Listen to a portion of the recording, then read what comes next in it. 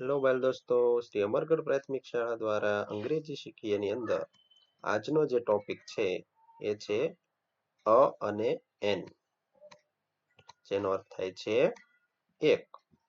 આપણે જોઈએ તો એન નો ઉપયોગ, સૌ પ્રથમ આપણે એન નો ઉપયોગ જોઈએ. એન નો ઉપયોગ એક વસ્તુ, પ્રાણી, પક્ષી કે જીવજંતુ બતાવવા માટે થાય છે.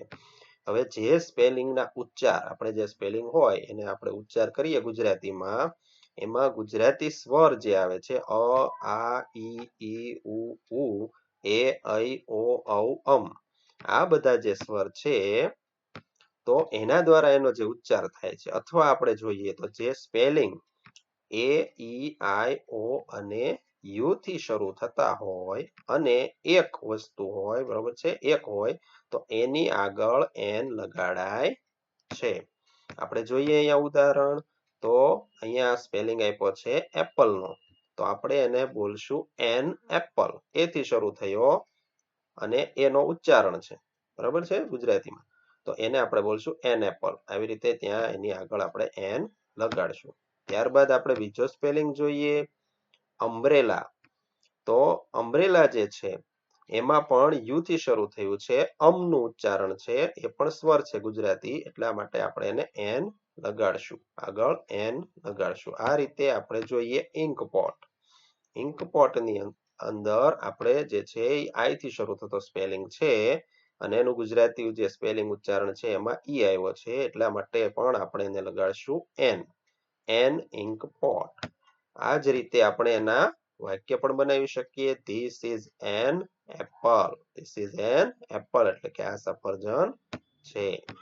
એ જ રીતે આપણે જોઈએ એનો ઉપયોગ, તો એનો ઉપયોગ પણ એક વસ્તુ, પ્રાણી, પક્ષી કે જીવજંતુ બતાવવા માટે થાય છે. જે સ્પેલિંગ આપણે જોઈએ એ, ઈ, આઈ, ઓ, યુ થી શરૂ ન થતા હોય, એટલે કે એ સિવાયના જે સ્પેલિંગ છે, જે એ, ઈ, આઈ, ઓ, યુ જે સિવાયના જે આપણે આલ્ફાબેટ છે, એબીસીડી ના જે અક્ષરો છે, તો એના દ્વારા જે લખાણ જે છે થયું હોય, તો એ ની આગળ આપણે એ લગાડશું.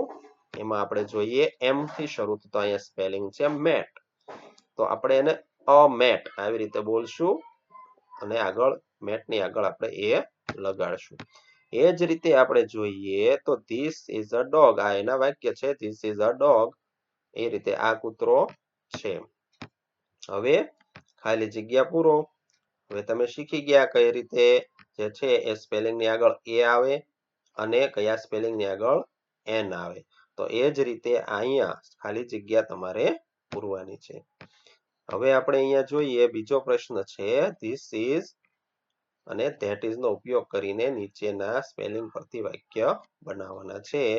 એમાં અહીંયા સ્પેલિંગ 5 આપ્યા છે, a hat, an ant, an eye, an ear, a hen. તો એનું ઉદાહરણ પણ અહીંયા આપ્યું છે કે ભાઈ એન આઉલ હોય તો this is an owl. This is an owl, આ ઘુવડ છે. તો આવી રીતે તમારે આ ઉદાહરણ પ્રમાણે વાક્ય બનાવવાના છે. અહીંયા ધીસ ઇઝ નું ઉદાહરણ આપ્યું છે, તમારે ધેટ ઇઝ નો ઉપયોગ કરીને પણ વાક્ય બનાવવાના છે. એના પછી આપણે જોઈએ સ્પેલિંગ પાકા કરો.